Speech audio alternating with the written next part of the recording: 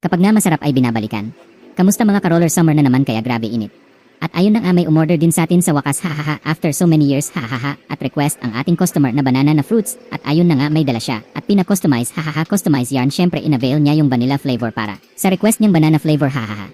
At ayun, kita nyo naman na pinagsama-sama na yung saging na mahaba, hahaha, sana all mahaba, at gatas ng mama mo, hahaha. At kaya sa mga gusto ng iba-ibang flavor, pwede kayo magdala ng kung anuman maisipan nyo, hahaha, bahala kayo dyan, hahaha. At ayan na, minekus-mekus na ni Insan ng paulit-ulit hanggang tumigas, hahaha. Kaya sa mga gusto matikman ang aming Creamy Delight Rolls, punta lang kayo, hahaha. At bumili, located siya sa Vias Cruz Avenue, harap lang siya ng terminal ng tricycle sa kanto lang mismo. At ayan na nga, nagpa-add siya ng mango flavor, pag magganyan may additional, hahaha. Pero dahil kapatid ko bumili, wala na, hahaha, buraot aray mo. At ayan, patuloy na minekus-mekus ni Insan hanggang sa tumigas.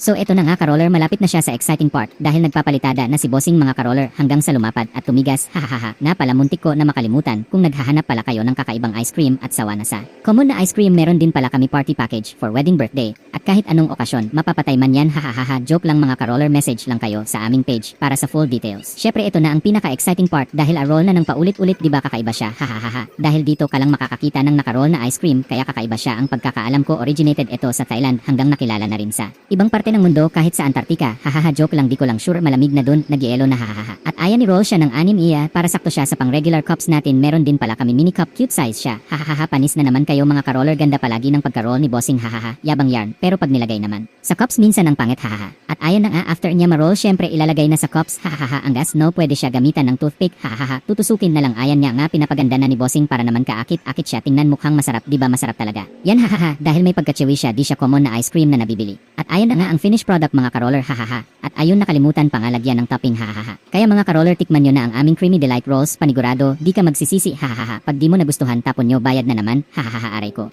See ya, hahaha.